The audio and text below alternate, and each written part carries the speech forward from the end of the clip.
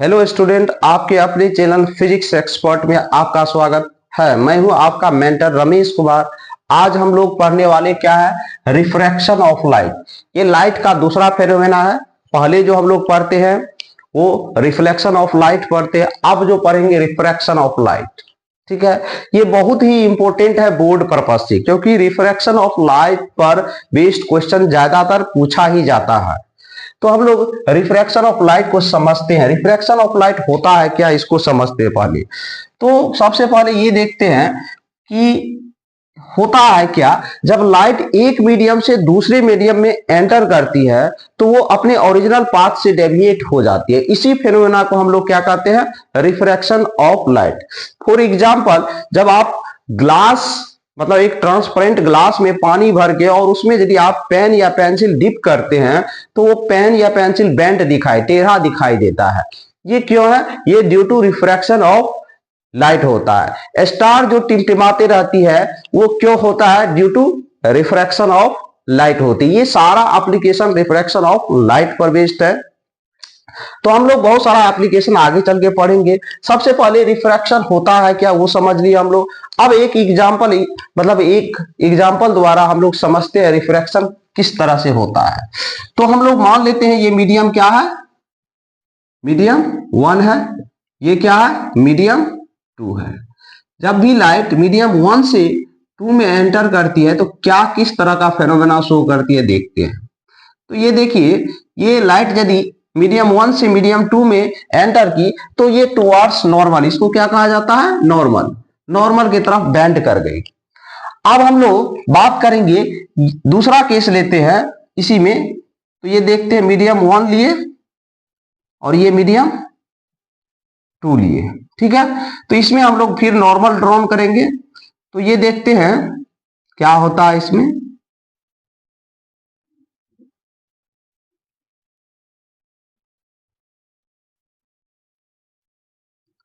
तो ये देखिए, इसमें लाइट अवे फ्रॉम नॉर्मल होगी।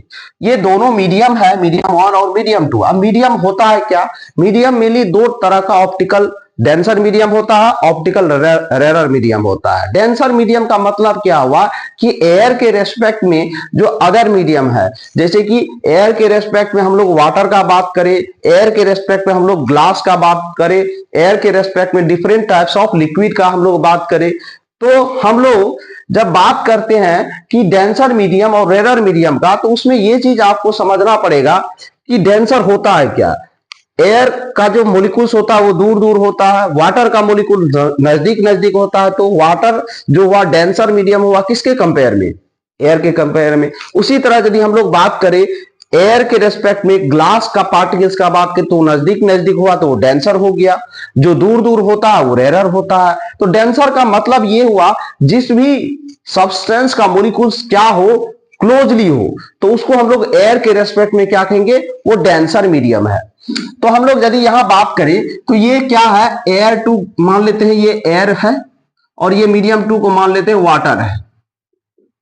तो ये क्या हुआ, ये रेरर मीडियम हुआ, ये डेंसर मीडियम हुआ। तो जब भी लाइट मतलब रेरर टू डेंसर में एंटर करती है, बेंट हो जाती है टुवर्ड्स नॉर्मल की तरफ।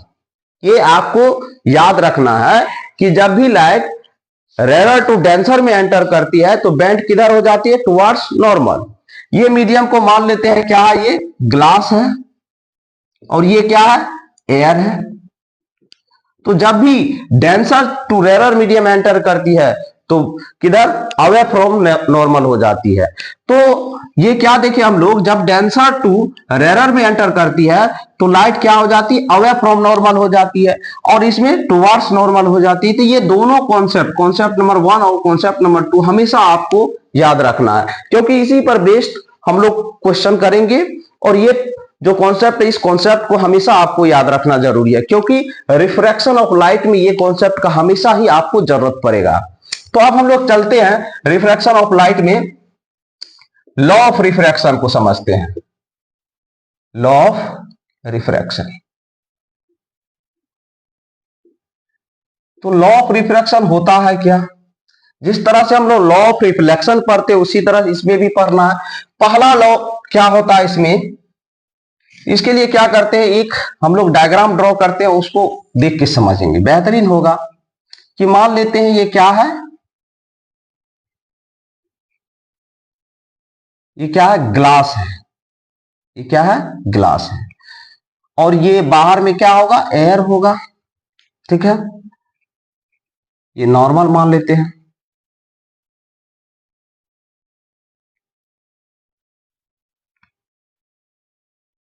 इसको हम लोग क्या कहते हैं, इंसिडेंट रे। क्या कहते हैं, इंसिडेंट रे। और इसको क्या कहेंगे, रिफ्रैक्टेड रे। क्या कहेंगे, रिफ्रैक्टेड रे। और इंसिडेंट मतलब ये यदि हम लोग नॉर्मल, ये नॉर्मल है, नॉर्मल और इंसिडेंट रे के बीच के एंगल को क्या कहेंगे, एंगल ऑफ इंसिडेंट। इसको क्या कहेंगे, लिख देते हैं angle of incident, angle of incident. ठीक है, और ये एंगल को क्या कहेंगे, नॉर्मल और रिफ्रैक्टेड एंगल। ये क्या है, रिफ्रैक्टेड रे है, रिफ्रैक्टेड रे है। तो नॉर्मल और रिफ्रैक्टेड रे के बीच के एंगल को क्या कहेंगे, एंगल ऑफ रिफ्रैक्शन। क्या कहेंगे, एंगल ऑफ रिफ्रैक्शन। देख लीजिए। तो इस तरीके से हम डायग्राम ड्रॉ किए। तो पहला लॉ क्या कहता है कि incident ray, incident ray comma refracted ray, refracted ray and normal, and normal lies in same plane, lies in same plane. मतलब ये तीनों जो है, incident ray, refracted ray and normal, जो है ये तीनों एक ही प्लेन में रहती है। अब यदि हम लोग बात करें सेकेंड लॉ का, सेकेंड लॉ को स्नेल्स लॉ कहा जाता है। इसमें क्या रहता है, the ratio of sine of incident angle, sine of incident angle to sine of refracted angle, sine of refracted angle या sine of angle of refraction, refracted sine of angle of reflection, sine of angle of refraction, angle of refraction is constant, constant. मतलब कहने का meaning हुआ कि ratio किस चीज का, sine of angle of incident या इंसिडेंट एंगल भी कह सकते हैं, to the sine of angle of refraction is constant. ये क्या होता है, रेशियो, ये साइन ऑफ, साइन ट्रिग्नोमेट्री में जानते हैं, साइन कॉस जानते हैं, sine of angle of incident to sine of angle of refraction का रेशियो क्या होता है, कांस्टेंट। तो इस लॉ को हम लोग क्या लिखेंगे, sine I by sine R क्या हो जाएगा, कांस्टेंट हो जाएगा। क्या हो जाएगा, कांस्टेंट। तो इसी को सेकेंड लॉ बोला जाता है, और इसी को हम लोग दूसरा नाम देते हैं स्नेल्स लॉ, स्नेल्स लॉ। कभी कभी आपका एग्जाम में पूछा जाता है what is a Snell's law, तो यही सेकेंड लॉ आपको लिखना है। तो इस तरीके से हम लोग लॉ ऑफ रिफ्रैक्शन को देखे, और हम लोग ये ड्राइव कर लिए फॉर्मूला कि sine I by sine R क्या होता है, कांस्टेंट होता है। कहते हैं कि लॉ ऑफ रिफ्रैक्शन हम लोग समझे क्या होता है। लॉ ऑफ रिफ्रैक्शन में बताए थे आपको कि sine I by sine R का रेशियो क्या होता है, कांस्टेंट होता है। इसी को क्या कहा जाता है, लॉ ऑफ रिफ्रैक्शन भी, और क्या कहते हैं, स्नेल्स लॉ भी। इसका दूसरा नाम क्या है, स्नेल्स लॉ। ठीक है, अब इस पर बेस्ड जो होता है, सबसे पहले यदि लाइट एक मीडियम से दूसरी मीडियम में एंटर करती है तो इसमें एक कांस्टेंट यूज, ये कांस्टेंट का बहुत ही इंपॉर्टेंट रोल है। वो क्या कांस्टेंट होता है इसको समझते हैं। देखिए, ये अभी तक स्नेल्स लॉ को बना नहीं पाए हैं, तो उससे पहले हम लोग को समझना है रिफ्रैक्टिव इंडेक्स। ये भी बहुत ही इंपॉर्टेंट टर्म्स है, refractive index. Refractive index, refractive index को हम लोग म्यू से रिप्रेजेंट करते हैं, नहीं तो एन से भी। म्यू इसको पढ़ते हैं, म्यू। तो रिफ्रैक्टिव इंडेक्स क्या होता है? तो रिफ्रैक्टिव इंडेक्स जो मेनली होता है, ये रेशियो होता है speed of light in vacuum to speed of light in medium. ये रिफ्रैक्टिव इंडेक्स जो होता है वो क्या होता है? स्पीड। और यही कांस्टेंट को हम लोग जो स्नेल्स लॉ में यदि लिखना चाहे तो यही कांस्टेंट क्या हो जाता है? म्यू के बराबर हो जाता है। किसके बराबर? म्यू के बराबर। यदि हम लोग इसी को लिखना चाहे तो आगे चल के यदि ये लिखे sine I by sine R को म्यू के बराबर लिख सकते हैं, रिफ्रैक्टिव। ये कांस्टेंट जो होता है यही, और इसी को हम लोग स्नेल्स लॉ के नाम से जानते हैं। ठीक है, तो रिफ्रैक्टिव इंडेक्स क्या होता है? रेशियो होता है speed of light to speed of light in a medium, speed of light in vacuum, vacuum. ये क्या होता है? Speed of light in medium, speed of light in medium. कोई भी मीडियम में स्पीड का लाइट, तो हम लोग ये रेशियो होता है, ये बात जानते हैं। इसको क्या कहते हैं? रिफ्रैक्टिव इंडेक्स कहते हैं। तो रिफ्रैक्ट, ये इसको एब्सोल्यूट रिफ्रैक्टिव इंडेक्स कहते हैं। कोई भी मीडियम में यदि light air to given medium में गया है कोई भी स्पीड से, तो उसका हम लोग रेशियो निकालेंगे तो वो क्या देगा? Absolute refractive index. मान लीजिए हम लोग को वाटर का रिफ्रैक्टिव इंडेक्स निकालना है, तो उसके लिए हम लोग जानते हैं स्पीड ऑफ लाइट एयर में कितना होता है? ये कितना होता है? 3 × 10⁸ मीटर पर सेकेंड। अब आपको उस मीडियम में, वाटर में जब लाइट एंटर किया तो उस टाइम हम लोग उसका स्पीड मेजर करेंगे, और उसका स्पीड मेजर करेंगे और दोनों का रेशियो निकाल लेंगे, तो वाटर का आपको क्या आ जाएगा? रिफ्रैक्टिव इंडेक्स मिल जाएगा। उसी तरह से लाइट यदि मानो एयर टू ग्लास गया है, आपको ग्लास का रिफ्रैक्टिव इंडेक्स चाहिए, तो हम लोग जानते हैं एयर में स्पीड, वैक्यूम और एयर में स्पीड जानते हैं, और उस ग्लास में लाइट का स्पीड को मेजर कर लेंगे, उसका रेशियो निकाल लेंगे, तो ग्लास का आपको रिफ्रैक्टिव इंडेक्स आ जाएगा। तो सबसे हाईएस्ट जो रिफ्रैक्टिव इंडेक्स होता है मेनली डायमंड का होता है। ठीक है, इसमें टोटल इंटरनल रिफ्लेक्शन फेनोमेना होता है, वो आगे चल के हम लोग पढ़ेंगे। तो ये रिफ्रैक्टिव इंडेक्स, यदि इसका बात कहा जाए तो इसका कोई भी यूनिट लेस क्वांटिटी, ये क्या है?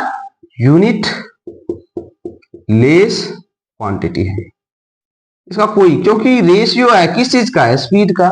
तो ये क्या होता है? एक यूनिट लेस क्वांटिटी होता है।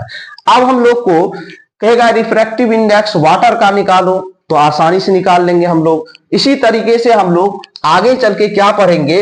Relative refractive index. रिलेटिव, अब रिलेटिव क्यों बोले? क्योंकि कोई भी मीडियम का हम जो रिफ्रैक्टिव इंडेक्स निकालेंगे वो relative refractive index, refractive index, relative refractive index किसके? एयर के रेस्पेक्ट में। अब देखिए एक समझते हैं रिलेटिव रिफ्रैक्टिव इंडेक्स, जैसे हम लोग लिख लिए refractive index of medium 1, sorry medium 2 लिखते हैं विथ रेस्पेक्ट टू 1। इसको पढ़ेंगे क्या? सबसे पहले ये इसको कैसे लिखेंगे? ये भी इसको पढ़ेंगे रिलेटिव रिफ्रैक्टिव, आर आई मतलब relative refractive index, refractive index of, R I मतलब समझ जाइएगा refractive index, refractive index of medium 2 with respect to क्या हो जाएगा? मीडियम 1। इसको पढ़ने का भी तरीका होना चाहिए, तभी किसका है ये? Relative refractive index, sorry refractive index of medium 2 with respect to 1। उसी तरह से हम लोग लिख दे इसको 1 2, तो इसको क्या पढ़ेंगे? R I of medium 1 with respect to medium 2। तो इस तरह से हम इसको पढ़ने का तरीका सबसे पहले आना चाहिए। जब आप पढ़ने का तरीका बढ़िया से समझ जाइएगा तभी इस पर आप लोग आगे समझ पाइएगा। हम लोग अब क्या करने वाले हैं, रिलेटिव रिफ्रैक्टिव इंडेक्स का क्या करेंगे, फॉर्मूला ड्राइव करेंगे। क्या होता है refractive index of medium 2 with respect to 1 को क्या लिखेंगे, ठीक है, इसको क्या लिखेंगे हम लोग, refractive index of medium 2 with by refractive index of medium, ठीक है, इतना लिखे। तो इसके बाद हम लोग क्या कर सकते हैं, इसको यदि हम लोग रिफ्रैक्टिव इंडेक्स हाँ जिसका है वो, तो इसको हम लोग क्या लिखेंगे, C बाय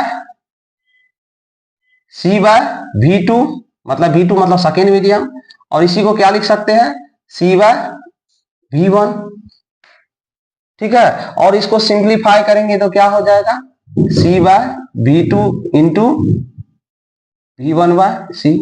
इस तरीके से कैंसिल किए तो ये क्या हो जाएगा, V1 बाय V2। तो ये क्या आया, ये रिलेशन बना, मेरा फार्मूला जनरेट हो गया, refractive index of medium 2 with respect to 1 को क्या ले, refractive index of medium 2 by refractive index of medium 1 बराबर V1 बाय V2। तो ये फॉर्मूला बहुत ही ज्यादा इंपॉर्टेंट है, किसके लिए, आपके बोर्ड के लिए। इसको कहेंगे speed of light in medium, speed of light in medium 1। इसको क्या पढ़ेंगे, speed of light in medium 2। इस तरीके से हम लोग ये पढ़ेंगे। अब इसी में प्रिंसिपल ऑफ रिवर्सिबिलिटी होता है। तो अब क्या होता है, जब आप refractive index of medium 2 with respect to 1 into refractive index of medium 1 with respect to 2 लिखेगा, इसका वैल्यू 1 आ जाएगा। तो ये इसी को प्रिंसिपल ऑफ रिवर्सिबिलिटी कहा जाता है। फॉर एग्जांपल से हम लोग समझते हैं कि किस तरह से एग्जांपल लेते हैं, उसको समझते हैं। Refractive index of glass with respect to water into refractive index of water with respect to glass. इसको सिंप्लीफाई करते हैं, इसको क्या लिखेंगे, पहला को refractive index of glass by refractive index of water into, इसको क्या लिखेंगे, refractive index of water by refractive index of glass. ये कैंसिल हो गया, ये कैंसिल, तो क्या हो जाएगा, 1 के बराबर हो जाएगा। और इसी को यदि हम लोग आगे चल के और लिखना चाहे तो refractive index of medium 2 with respect to 1 को क्या लिख सकते हैं, 1 by refractive index of medium 1 with respect to 2। ये इसी के लिए इसको क्या कहा जाता है, प्रिंसिपल ऑफ रिवर्सिबिलिटी। रिवर्सिबिलिटी मतलब यदि आप मीडियम का रेस्पेक्ट रिवर्स करते हैं, चेंज करते हैं, तो वो रेसिप्रोकल रिलेशन ले आता है। तो इस तरीके से देखिए, इस पर बेस्ड भी क्वेश्चन पूछा जाता है। तो हम लोग ये अभी जो समझे हैं वो क्या समझे हैं, लॉ ऑफ रिफ्रैक्शन को समझे हैं, रिफ्रैक्टिव इंडेक्स को समझे हैं और रिलेटिव रिफ्रैक्टिव इंडेक्स को समझे हैं। क्योंकि ये दोनों ही टॉपिक जो होता है बहुत ही इंपॉर्टेंट है आपके बोर्ड के पर्पज से। ये याद रखिए, बोर्ड में श्योरली 100% ये दोनों टॉपिक से क्वेश्चन अराइज होता ही है। और आप लोग क्या कीजिए, इस वीडियो को देखिए, अपने दोस्तों के बीच शेयर कीजिए, और यदि कहीं भी समझने, कोई भी स्टेप में समझने में दिक्कत आ रही है तो उसके लिए आप कमेंट भी कीजिए और ये बताइए। देखिए ये क्या है कि इसमें आपको क्या दिमाग लगाना है। अब इस पर बेस्ड आपको क्वेश्चन हम करवाएंगे, नेक्स्ट लेक्चर में इस पर बेस्ड क्या करवाएंगे, आपको क्वेश्चन करेंगे। Thank you.